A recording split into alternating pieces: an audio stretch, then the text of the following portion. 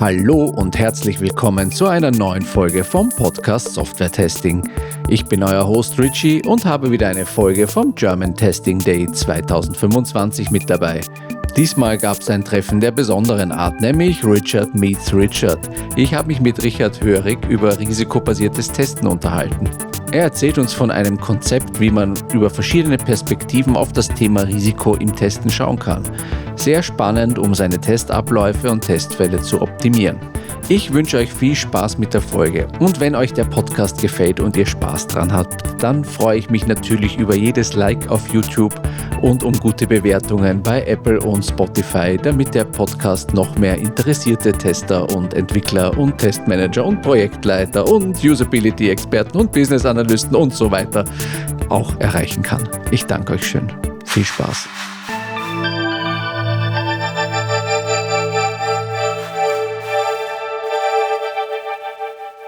Hallo Richard, schön, dass du da bist.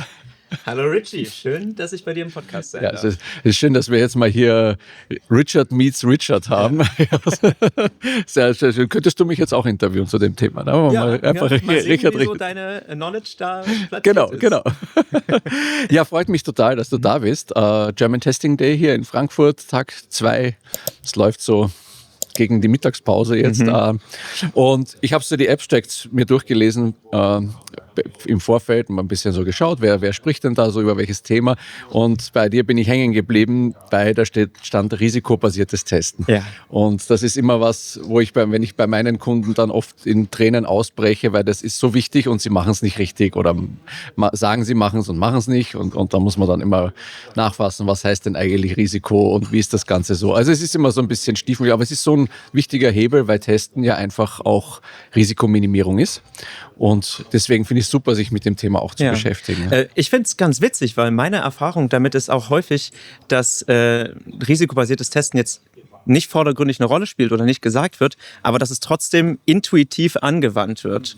Also, dass man im Projekt trotzdem sagt, okay, welche Testfälle sind jetzt für das Release wirklich relevant, die man damit reinnimmt, aber man hat dafür keine Risikometrik oder Skala, die man verwendet, um diese Entscheidung zu treffen. Das ist halt häufig ein Bauchgefühl und deswegen haben wir uns damit beschäftigt, um das ein bisschen datengestützter machen zu können. Ja, schön. Aber legen wir da mal ein bisschen den Fokus drauf. Du hast es ja genannt, multidimensionales risikobasiertes Testen. Das klingt so ein bisschen nach Star Trek. Ja.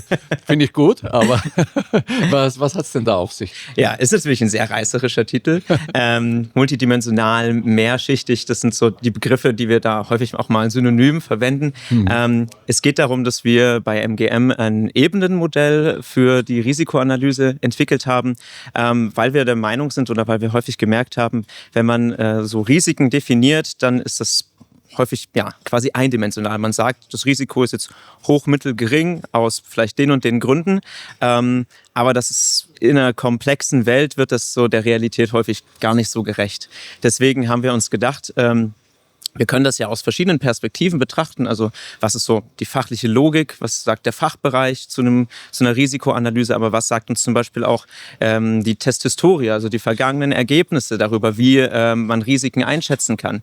Was ist beim Release gerade besonders wichtig? Was kann man dafür heranziehen und so weiter, um dann halt aus verschiedenen Ebenen dediziert Risiken zu betrachten und das dann in der Gesamtanalyse zu aggregieren, um dann einen Risikoscore zu bekommen, der dann aussagekräftig ist, wie für einen Testfall das Risiko tatsächlich dann verteilt ist. Ah ja, okay. Also es macht es ja schon mal ein bisschen konkreter, finde ich, weil häufig ist es ja so, wie du sagst, das ist dann irgendwie so ein global-galaktisches Hoch, Mittel, Niedrig und wenn man dann so die Tabelle sich anschaut, auch sehr abstrakt irgendwie von den einzelnen Risiken, die da identifiziert werden. Ne? Wie geht ihr denn daran dass ihr diese Perspektiven auch aufmacht? Wir haben dafür verschiedene Mechanismen oder Algorithmen entwickelt.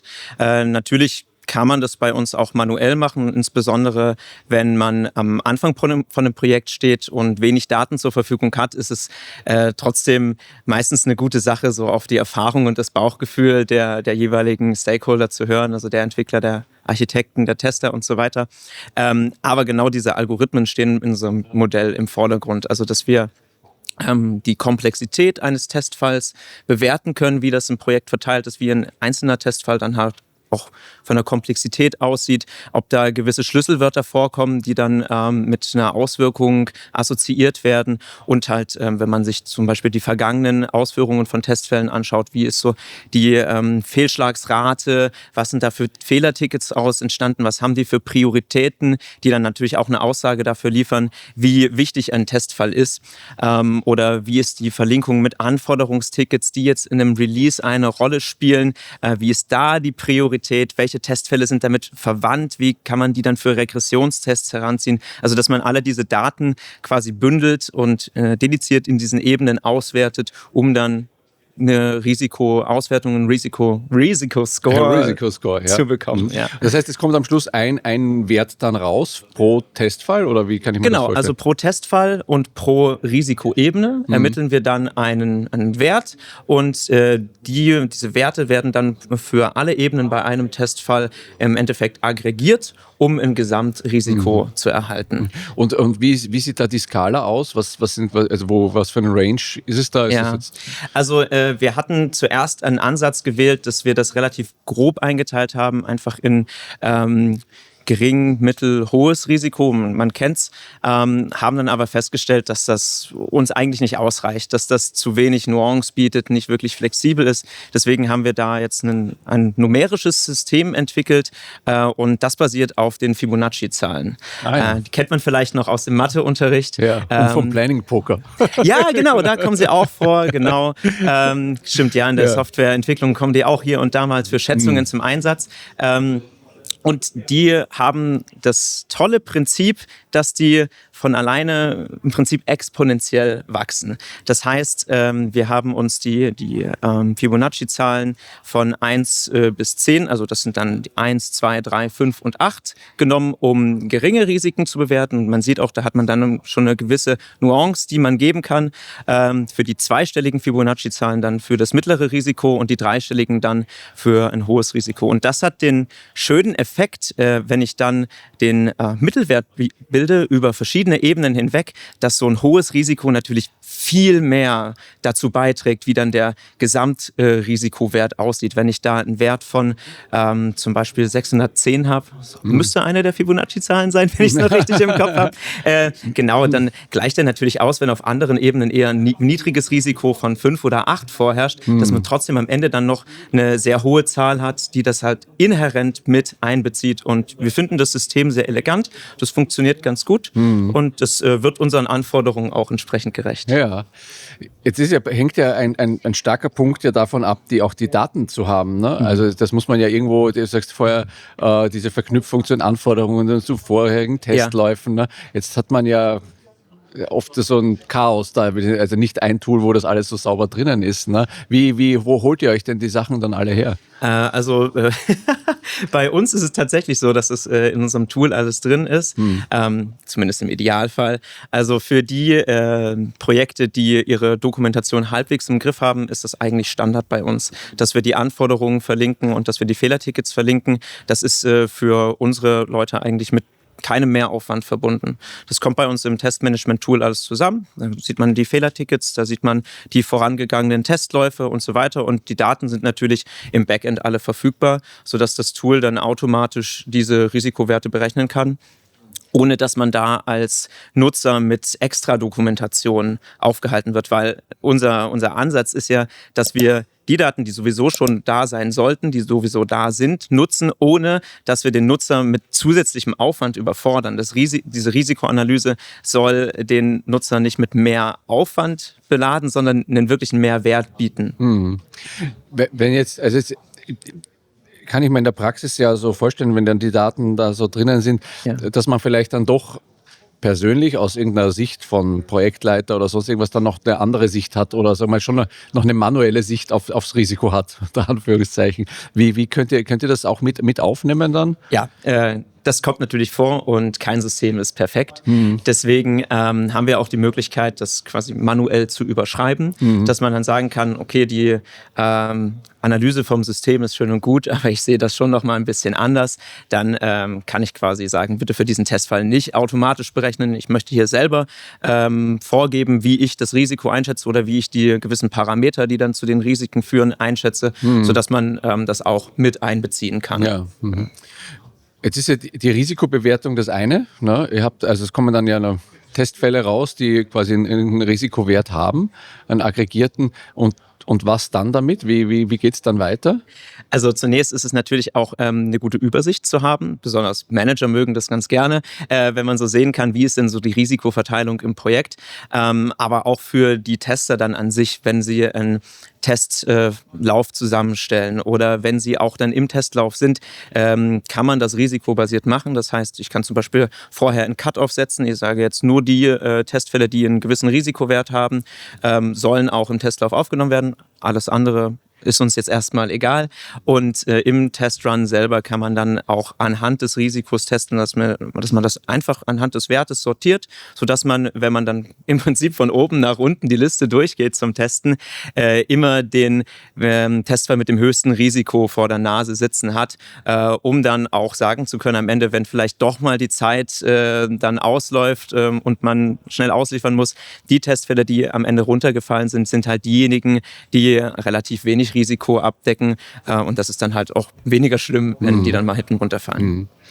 Wie geht ihr denn also mit so der Granularität der Testfälle um? Ich kann mir jetzt vorstellen, wenn da jetzt so ein Testfall ist, der dann jetzt den Business Case durchtestet von vorne bis hinten und sehr mächtig ist, dass der ja auch per se ein sehr hohes Risiko haben wird, weil da irgendwie 1000 Anforderungen beinhaltet, ganz oft durchgelaufen ist, schon sehr, sehr instabil zum Teil war. Also wie handhabt ihr diese Granularität? Weil es gibt ja andere Testfälle, die sind sehr klein und die sind vielleicht dann einfach schon per Definition, haben die irgendwie wenig Risiko. Ja, genau. Deswegen spielt die Komplexität da bei uns schon eine Rolle in der Risikobewertung. Also wenn man die Ebene der fachlichen Logik zum Beispiel zieht in Betracht, wenn man risikobasiertes Testen mal gemacht hat, dann kennt man das wahrscheinlich, die Eintrittswahrscheinlichkeit von dem Fehler und die potenzielle Auswirkung, die ein Fehler dann auf das System hätte. Und für die Eintrittswahrscheinlichkeit ist einer der Faktoren halt die Testfallkomplexität, wo sich das System anschaut, wie umfangreich sind die Vorbedingungen, wie viele Testschritte sind enthalten und das dann im Projekt auch ins Verhältnis setzt mit den anderen Testfällen. Also wenn ich jetzt nur Testfälle habe, die solche riesigen Klopper sind, dann ist das natürlich weniger aussagekräftig und dann muss auch diese Verteilung im Projekt mit berücksichtigt werden. Aber wenn das halt schon regelmäßiger verteilt ist, also ich habe Testfälle, die ganz klein sind, die schnell ausgeführt worden sind und Testfälle, die aber wirklich mal 60 Schritte oder sowas haben können, was bei uns durchaus mal vorkommt, dann werden die natürlich als Komplexität höher bewertet und haben deswegen auch eine höhere Eintrittswahrscheinlichkeit für einen Fehler. Ist ja auch ganz logisch, je mehr ich im System mache, desto mehr Stellen komme ich vorbei, die potenziell auch mal schief gehen könnten. Und das wird dann halt auch in Betracht gezogen und die Eintrittswahrscheinlichkeit entsprechend dann hoch angesetzt.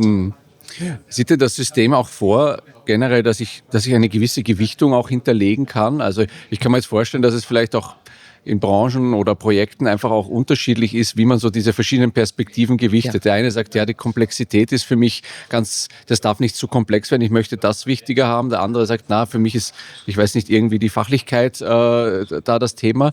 Ist das quasi abbildbar?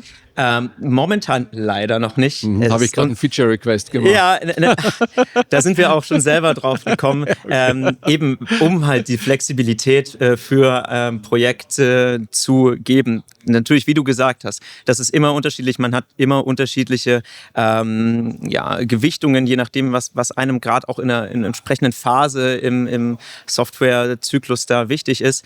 Deswegen liegt das bei uns leider noch im Backlog, weil anderes wichtiger war. Aber das ist auf jeden Fall ein Thema, dem wir uns widmen wollen. Ja. Wenn wir jetzt nochmal so schauen, hat ja nicht jeder euer Tool, auch wenn das natürlich nicht. Für euch wäre das natürlich schön, wenn das jeder hätte, aber nicht.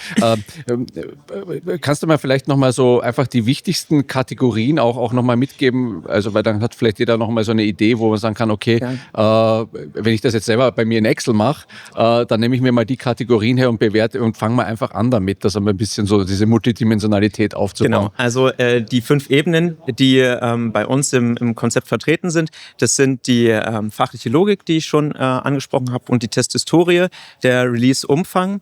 Die Testerzuweisung spielt bei uns auch eine Rolle, also je nachdem, wer einen Testfall ausführt, wie viel Know-how dahinter steht, wie vielleicht auch die zeitliche Verfügbarkeit ist. Wenn man in mehreren Projekten gleichzeitig unterwegs ist, dann ist das auch mit einem gewissen Risiko verbunden. Und die Codeänderungen, also dass wir da nochmal ein gezieltes Augenmerk darauf legen, wie oder mit welchen Bereichen des Codes ist ein Testfall verknüpft, welche Bereiche vom Code werden ausgeführt, wenn man den Testfall durchführt. Und wie sind da die Änderungen, die in einem Release passiert sind? Insbesondere um Testern dann eine Hilfestellung zu bieten, wenn man als Tester so eine Anforderung zum Beispiel vorliegen hat, dann ist man vielleicht der Meinung, okay, ist ja offensichtlich, was ich testen soll, steht ja alles da, ist alles spezifiziert, aber am Ende sind dann doch mal Fehler irgendwo aufgetreten, die man gar nicht auf dem Schirm hatte. Warum? Vielleicht haben die Entwickler im Hintergrund ein Refactoring gemacht, um das neue Feature zu implementieren, oder eine Library wurde geupdatet oder so, und das hat natürlich auch Auswirkungen auf das Risiko. Das sind Änderungen, die im Code passiert sind, die man aber dann vielleicht nicht abtestet. Und deswegen ist es für uns dann auch wichtig, diese Beziehung von Testfall zu Code herzustellen. Und bevor du fragst, wir sind da leider immer noch dabei, diese Beziehung zu etablieren, haben da noch nicht die beste Lösung gefunden, aber das liegt bei uns auch sehr weit oben auf der To-Do-Liste, um halt dann wirklich direkt dem Tester die Möglichkeit zu geben, zu sehen, welche Testfälle sind denn direkt jetzt von den Änderungen betroffen. Ja. Genau, das sind diese 5 Ebenen, die wir für uns identifiziert haben.